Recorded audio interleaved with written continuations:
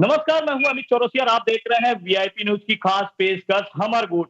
हमर गोट में हम समसामयिक, सामाजिक और राजनीतिक मुद्दों पर चर्चा करते हैं। जिस तरीके से इस समय मिशन 2023 की तैयारियां छत्तीसगढ़ में बहुतायत रूप से की जा रही, तो कहीं ना कहीं अब छत्तीसगढ़ में जिस तरीके से भ्रष्टाचार पर वार हो रहे हैं, न केवल भाजपा जो विपक्ष में बैठी है वह भ्रष्टाचार सरकार बता रही है कांग्रेस को, तो वहीं कांग्रेस भी एक तरह से केंद्र सरकार पर जुबानी हमला करती नजर आ रही है। अगर हम कल की बात करें तो यहाँ पर अनुराग सिंह ठाकुर केंद्रीय मंत्री पहुंचे, उन्होंने भ्रष्टाचार पर वार किया और यहां तक कह डाला कि छत्तीसगढ़ की सरकार देश की ऐसी पहली सरकार है जो कि एकमात्र सबसे भ्रष्ट सरकार है। उन्होंने एक माफिया के रूप में इस सरकार को बताया है।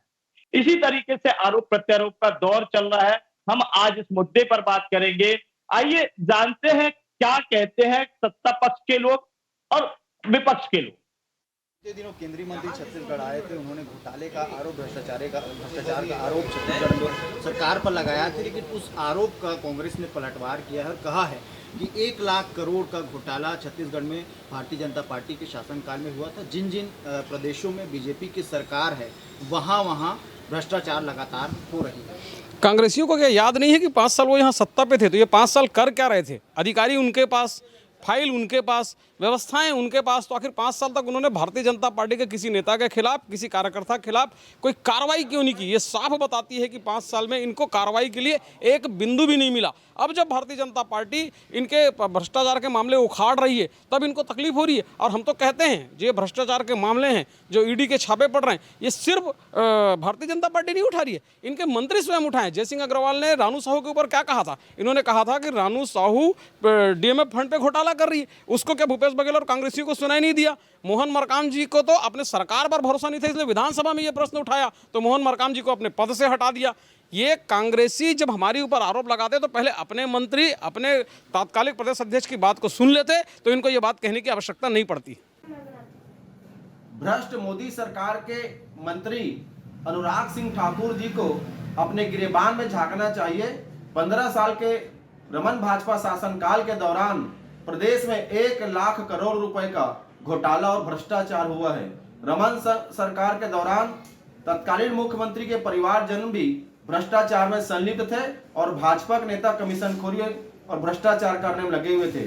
और आज जहां जहां भाजपा की सरकारें हैं, उनका मूल काम भ्रष्टाचार करना है, योजना बनाकर घोटाला करना है। और पूरा देश और प्रदेश जान चुका है कि भाजपा यानी भ्रष्टाचार, और भाजपा के नेता छत्तीसगढ़ आकर झूठ बोलते हैं, ये सभी लोग जानते हैं। ये क्यों भाजपा यानी कि भ्रष्टाचार, जिस तरीके से सत्ता पक्ष के प्रवक्ता जो है धनंजय सिंह ठाकुर स्पष्ट तौर पर कह रहे हैं कि भाजपा यानी कि भ्रष्टाचार। वही अगर बात करें जिस तरीके से केंद्रीय सूचना प्रसारण मंत्री अनुराग सिंह ठाकुर छत्तीसगढ़ में आकर सत्ता पक्ष को, कांग्रेस की सरकार को देश की पहली ऐसी भ्रष्ट सरकार बता रहे हैं कि वह कहीं भी नहीं है, तो ऐसे में कहीं ना कहीं आरोप प्रत्यारोप का दौर शुरू हो गया है। सत्ता पक्ष भी इस पर वार करता नजर आ रहा है, विपक्ष भी इस पर जुबानी हमला करते नजर आ रहा है। तो आज हम इसी मुद्दे पर चर्चा करेंगे। हमारे साथ 2 खास मेहमान हैं जो वीआईपी न्यूज की खास पेशकश हमर गोट में हमारे साथ इस मुद्दे पर चर्चा करेंगे। सत्ता पक्ष की ओर से प्रकाश मणि वैष्णव जी हमारे साथ है, मैं उनका हार्दिक स्वागत करता हूं। प्रकाश जी, आपका हार्दिक स्वागत है वीआईपी न्यूज में।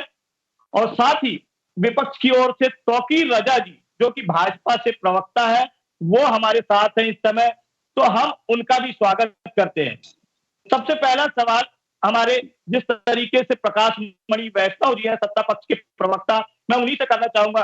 कल यहाँ पर प्रकाश जी जिस तरीके से पहुंचे थे अनुराग सिंह ठाकुर, उन्होंने सीधे तौर पर कांग्रेस को सबसे भ्रष्ट सरकार बताया है देश की, क्या कहते हैं?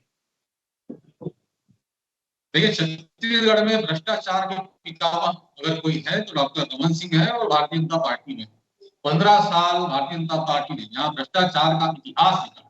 कोई भी ऐसा क्षेत्र नहीं बचा जहां इन्होंने भ्रष्टाचार नहीं किया। ये तो योजना बनाने से पहले ये तय कर लेते थे कि इस योजना में किस प्रकार से भ्रष्टाचार किया जाएगा और किस प्रकार से कमीशनखोरी की जाएगी। योजना बाद में बनती थी, पहले भ्रष्टाचार का ब्लूप्रिंट तैयार होता था। स्काई वॉक छत्तीसगढ़ के रायपुर राजधानी के छाती पर खड़ा हुआ इस मारा कहीं के भ्रष्टाचार का, इंदिरा प्रदर्शनी बैंक घोटाला, नान घोटाला, और तमाम प्रकार के घोटाले इन्होंने किए, ऐसे ऐसे घोटाले किए जिनको गिनाने के लिए 1 घंटे ही कम पड़ जाए, इतने सारे घोटाले किए। इसीलिए छत्तीसगढ़ की जनता ने खदेड़ कर इनको 13-14 सीट में समेट दिए। भारतीय जनता पार्टी भ्रष्टाचार की बात ना करे वही अच्छा है। और छत्तीसगढ़ की कांग्रेस सरकार के ऊपर जो भ्रष्टाचार का आरोप लगाते हैं, एक भी भ्रष्टाचार का प्रमाणित आरोप आज तक ये नहीं लगा पाया है। जितने भी ये आरोप लगाते हैं वो काल्पनिक सतही होते हैं और उसका कोई भी प्रमाण इनके पास नहीं होता है। और ये केवल भाषणों में और केवल टीवी डिबेट में, चैनलों में, अखबारों में, मीडिया के माध्यम से इस प्रकार के आरोप लगा सकते हैं, क्योंकि वहां इनको सीधे सीधे जवाब नहीं मिलता है। वहां पे एक तरफा संवाद होता है, वहां इनको तत्काल जवाब देने के लिए कोई होता नहीं है। इस कारण सब बोल पाते हैं। लेकिन जब जनता के बीच जाते हैं और इस प्रकार के आरोप लगाते हैं तो जनता इन्हें आड़ो हाथ लेती है और इन्हें खारिज कर देती है इनके आरोप। जैसे कि मैं आपको उदाहरण बताना चाहूंगा कि पाटन विधानसभा है, वहां विजय बघेल जी भारतीय जनता पार्टी के प्रत्याशी घोषित किए गए हैं। और विजय बघेल जी जब पाटन में प्रचार करने जाते हैं जनता के बीच और छत्तीसगढ़ कांग्रेस सरकार के ऊपर आरोप लगाते हैं भ्रष्टाचार का, तो जो जनता है वो उन्हें आड़े हाथ लेती है, उनको कहती है कि 15 साल आपने क्या किया हमारे लिए, हमें जो मिला है 15 साल के शासनकाल में मिला है। और ये वीडियो पूरे प्रदेश में वायरल हो जाता है। तो ये स्थिति भारतीय जनता पार्टी की। भारतीय जनता पार्टी तो जनता के बीच जाकर आरोप लगाने से भी बच रही है, क्योंकि उनको पता है कि जितने भी आरोप है वो झूठे हैं। और इसीलिए इन्होंने सोशल मीडिया के माध्यम से, इंटरनेट के माध्यम से आरोप लगाने का एक तरीका खोजा है। झूठे एक नाम का एक इन्होंने बनाया है ताकि जनता के बीच इनको जाना ना पड़े और झूठे आरोप के बदले में गालियां ना सुननी पड़े। इसीलिए बूथ पे एक के जरिए ये आरोप लगा रहे। बिल्कुल, जिस तरीके से प्रकाश मणि वैष्णव जी ने कहा कि यहाँ पर पाटन में जो भाजपा के प्रत्याशी हैं विजय बघेल को अब जनता भ्रष्टाचार वार करती नजर आई। हम तो बात करें सत्ता पक्ष और विपक्ष की कि एक दूसरे पर भ्रष्टाचार के वार करें, लेकिन पाटन में जो स्थिति है वो ये है कि भाजपा प्रत्याशी पर भ्रष्टाचार पर वार हो रहे हैं। क्या कहते हैं तौकीर जी? देखिए, ऐसा है कि उल्टा चोर कुतवाल को डांटे वाली स्थिति बना के रख रहे हैं, है ना। ये अपना भ्रष्टाचार, अपना प्लान करके काम करने वाले लोग, हर योजना पर भ्रष्टाचार करने वाले लोग आज ये उल्टा इल्जाम लगा रहे हैं। वाह भाई, बड़े हंसी के पात्र बनते नजर आ रहे हैं। देखिए, ऐसा है, अगर भारतीय जनता पार्टी 15 साल में भ्रष्टाचार करी, आपने इल्जाम लगाया लेकिन साबित नहीं कर पाया। अगर था तो 5 साल आपकी पेट में दर्द अगर हो रहा, थोड़ा सा सब्र करिए, मैं आपके बीच में सुन लीजिए थोड़ा सा, उसके बाद मैं भी आपकी बात सुना तो आप भी मेरी बात को सुनने का साहस रखिए। देखिए, ऐसा है, 5 साल इनकी सरकार रही, सिर्फ इल्जाम लगाई कि हमारे शासन में भ्रष्टाचार हुआ। अगर भ्रष्टाचार हुआ तो भाई साबित आपने किया, किसी को इल्जाम का अंदर लगाए या कोई अंदर हुआ या किसी को गिरफ्तार करी आपकी कल से पुलिस ने या किसी ने एजेंसी ने, तो आपने कुछ नहीं कर पाया, सिर्फ इल्जाम लगाए। और रही बात हमारे शासन की बात करें, शासन हमारा नहीं लेकिन केंद्र अगर ईडी कार्रवाई कर रही है तो बाकायदा 16,000 पन्नों का सबूत इकट्ठा कर चुकी है।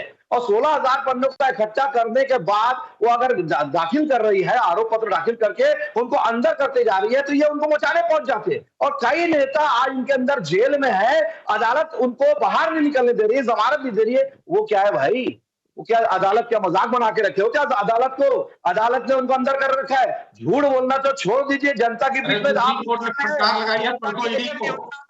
एक योजना का पे भ्रष्टाचार कर दिया आपने। ऐसी कौन सी योजना जो नहीं किया? मेरे पास पूरा आपका विधानसभा में पूछे गए प्रश्न का पत्र है, विधानसभा में पूछा गया हर विभाग का। दिमाग घोटाला तो आपके पूर्व अध्यक्ष जी ने उठाया था, जो वर्तमान अभी आदिम जाति कल्याण मंत्री है, मरकाम जी ने उठाया था, कोंडागांव से जो विधायक है उन्होंने उठाया था डीएमएफ का घोटाला। कहां गए? किसने उठाया था?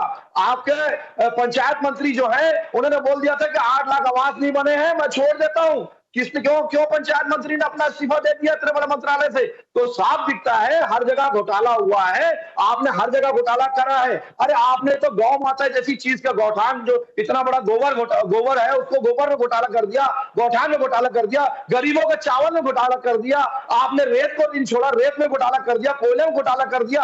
आपने कोई सा ऐसा क्षेत्र हो जहां घोटाला नहीं किया हो? केंद्र की हर योजना मिल रही है, आपको फायदा मिलना चाहिए, लेकिन आप क्या करते हैं? पहले तो प्लान बना के बैठते हैं। आप करते हैं प्लान, हमने कभी ना कोई प्लान नहीं किया। अगर प्लान किए रहते तो आपके शासन से हमको मात्र 77,000 करोड़ रुपए मिले थे 10 साल में मनमोहन सिंह की सरकार से, लेकिन मिला क्या? अमित जी, बस 2 मिनट में अपनी बात पूरी कर रहा हूँ। 10 सेकंड अमित जी 10 सेकंड मत ले रहा हूं आपसे कि आप 10 साल में केंद्र की कांग्रेस सरकार ने 77,000 करोड़ रुपए दिए थे। 15 साल का जो विकास दिख रहा है वो देख लीजिए आप। और हमारे शासन में 3,01,000 करोड़ रुपए दिए। कहां है विकास? 5 साल में 3,01,000 करोड़ आपके पास पहुंच चुका है। कहां है?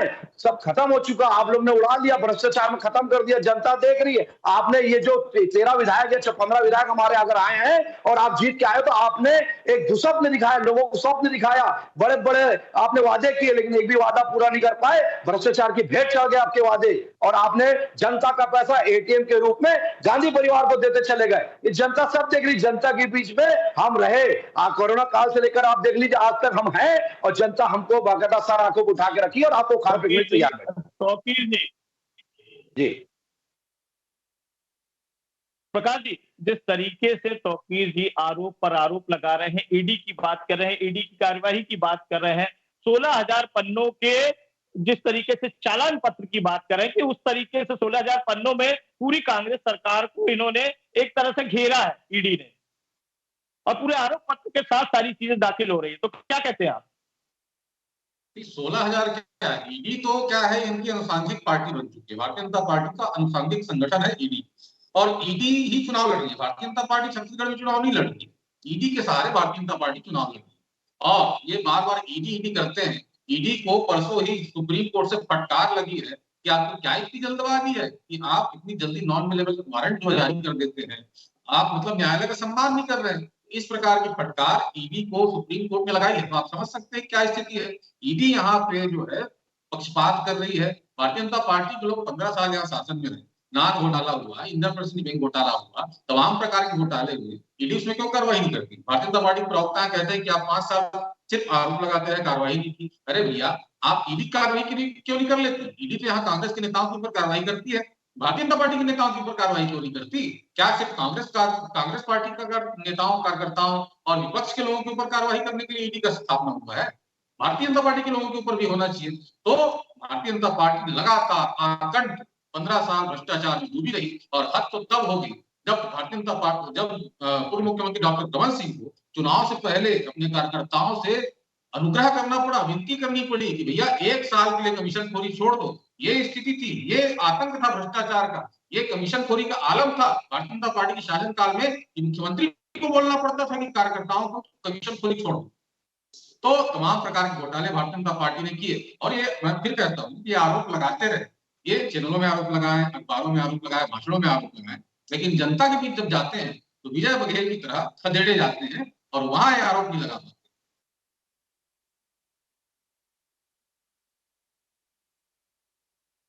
बिल्कुल प्रकाश जी, बिल्कुल आप जो कह रहे हैं कि कहीं ना कहीं जो 15 वर्षों में जो एक स्वर्णिम कार्यकाल भाजपा कहती है कि भाजपा का स्वर्णिम कार्यकाल रहा, लेकिन उस दौरान भी भ्रष्टाचार के आरोप लगे हैं। और जो बात कही आपने कि मुख्यमंत्री जिस तरीके से उस समय तत्कालीन मुख्यमंत्री थे डॉक्टर रमन सिंह, उन्हें भी अपने अफसरों को कहना पड़ा था कि आपको कमीशन खोरी बंद कर देनी चाहिए कुछ समय के लिए। तो कहीं ना कहीं उस समय जो लाल फीताशाही, अफसरशाही होती थी, निसंदेह इसको लेकर कोई सवाल और जवाब नहीं है। लेकिन इसके बाद भी आज जिस तरीके से केंद्रीय सूचना प्रसारण मंत्री अनुराग सिंह ठाकुर ने कहा कि देश की सबसे भ्रष्ट जो सरकार है वो छत्तीसगढ़ सरकार है, उस पर क्या कहते हैं? क्योंकि जिस तरीके से शराब घोटाला हो रहा है, यहाँ पर नान घोटाले की बात हो रही है और साथ ही यहाँ पर राशन घोटाले की बात हो रही है, माइनिंग को कोल के मामले में कई आपके अफसर फंसे हुए हैं, तो उस पर क्या कहें?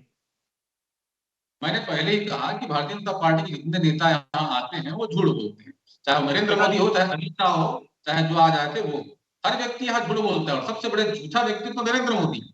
नरेंद्र मोदी तो यहाँ तक बोल गए कि शराबबंदी के लिए जो है गंगा जल की कसम खाई गई थी। इससे बड़ा झूठ क्या लेंगे आप? देश का प्रधानमंत्री है और ये बोलने में भी उनको शर्म नहीं आ रही है। तो ये स्थिति भारतीय जनता पार्टी की, झूठ को झूठ बोलना पाप समझना बंद कर चुकी भारतीय जनता पार्टी और झूठ बोलने में कभी भी उनको शर्म नहीं आती। और शराब की बात करते हैं, शराब घोटाले की बात करते हैं, 4400 करोड़ का शराब घोटाला भारतीय जनता पार्टी के शासनकाल में हुआ और हमारे द्वारा कार्रवाई की। भारतीय जनता पार्टी कहती है कार्रवाई नहीं करते, आप सिर्फ आरोप लगाते हैं। हमने 3 डिस्टिलरों को नोटिस सम्मन जारी किया है और कार्रवाई की है उनके ऊपर, जो आपके समय भ्रष्टाचार हुआ था उसके ऊपर। और आप बार बार शराब में भ्रष्टाचार की बात करते हैं। भैया 300 करोड़ से 5,000 करोड़ तक राजस्व आपने पहुंचाया, अब जो है भ्रष्टाचार की बात तब होती ना जब 5,000 करोड़ से राजस्व कम होता, लेकिन यहाँ तो 5,000 करोड़ से राजस्व बढ़ता जा रहा है, तो भ्रष्टाचार कहाँ हो रहा है? अगर भ्रष्टाचार होता तो नेताओं के जेब में जाता, पार्टी के जेब में जाता पैसा, लेकिन यहाँ तो सरकारी राजस्व बढ़ रहा है ना, तो भ्रष्टाचार कैसे हो रहा है ये मुझे समझ नहीं आता। तो भारतीय जनता पार्टी के जो राजनीति का जो आधार है पूर्णतः मूर्खतापूर्ण है और इन्हें बिल्कुल भी समझ नहीं आ रहा है कि किस प्रकार से छत्तीसगढ़ में इन पर आरोप लगाया है, क्योंकि छत्तीसगढ़ में भूसे के ढेर में सुई की तरह आरोप खोज रहे हैं, मुद्दा खोज रहे हैं, इनको मिलता नहीं है ना। ये अपने 15 साल के शासन काल के गतिविधियों के बारे में, गतिविधियों को लेकर, उपलब्धियों को लेकर वोट मांग सकते हैं, ना कोई आरोप लगा सकते हैं। तो कुल मिलाकर जो इनका पुश्तैनी तरीका है राजनीति का, सांप्रदायिकता फैलाना, धर्म की बात करना, उसी सब पर उतर आए हैं। जैसे कि अमित शाह जी राजनांदगांव आए थे, वहां पे कोई भी ऐसी स्थिति नहीं थी कि सांप्रदायिक बातें की जाए, लेकिन वहां पे हेट स्पीच की गई अमित शाह जी द्वारा। जितने भी नेता आते हैं सबके द्वारा हेट स्पीच की दागी, सांप्रदायिकता फैलाई जा रही है। तो भारतीय जनता पार्टी के पास केवल एक मुद्दा बचा है सांप्रदायिकता का, उसके अलावा कोई भी मुद्दा भारतीय जनता पार्टी के लिए काम नहीं करता।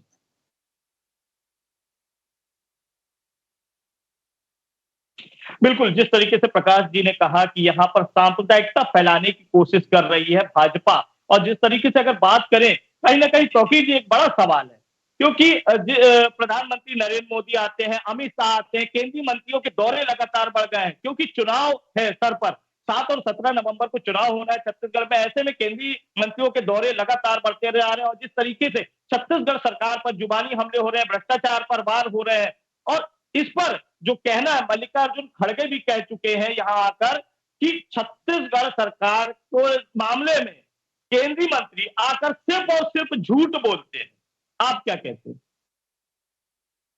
देखिए, एक्चुअली क्या है, इनके डीएनए में भ्रष्टाचार है, लेकिन ये अपने आप को मानेंगे नहीं। देखिए, इनके राहुल गांधी जो है, आपको पता है कि किस केस में अंदर जमानती परिवार जिसको बोला जाता है, चाहे प्रियंका गांधी हो, चाहे सोनिया गांधी हो, चाहे प्रियंका रॉबर्ट वाड्रा हो, चाहे रॉबर्ट वाड्रा हो, चाहे राहुल गांधी हो, कथित राहुल गांधी जी। तो ये सब लोग जो है आज जमानत पे बाहर है।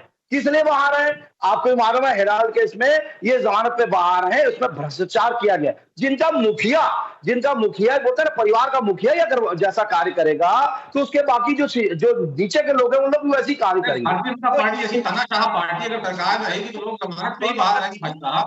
हम भी जमानत पे बाहर थे, 15 साल भारतीय जनता पार्टी के शासन था, हम भी 7 साल जमानत पे बाहर थे। भारतीय जनता पार्टी के करीब रहे, प्रतिबद्धता है,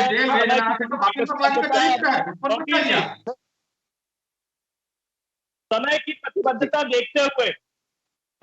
प्रतिबद्धता देखते हुए हम आपसे विदा लेते हैं, और आपका बहुत बहुत धन्यवाद करते हैं कि आपने वीआईपी न्यूज की जो विशेष पेशकश है हमारे वोट, उसमें आपने इस चर्चा में हमारे साथ भाग लिया। हम दोनों ही मेहमानों का विशेष रूप से धन्यवाद करते हैं।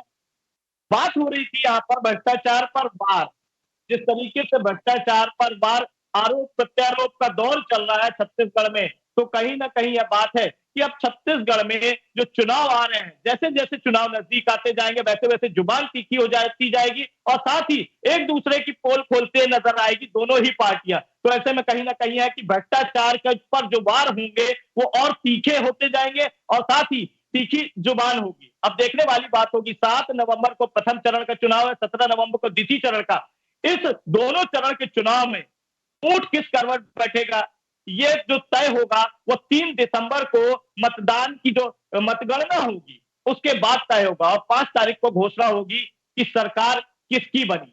तब तक के लिए हम एक नए मुद्दे के साथ कल फिर हाजिर होंगे आपके पास। राजनीतिक मुद्दा होगा, मिशन 2023 का चुनाव है, और इस पूरे रण में कहीं ना कहीं हर कोई अपनी बात करता नजर आ रहा है। कल एक नए मुद्दे के साथ आपके साथ फिर मुलाकात होगी वीआईपी न्यूज में। देखते रहिए। नमस्कार।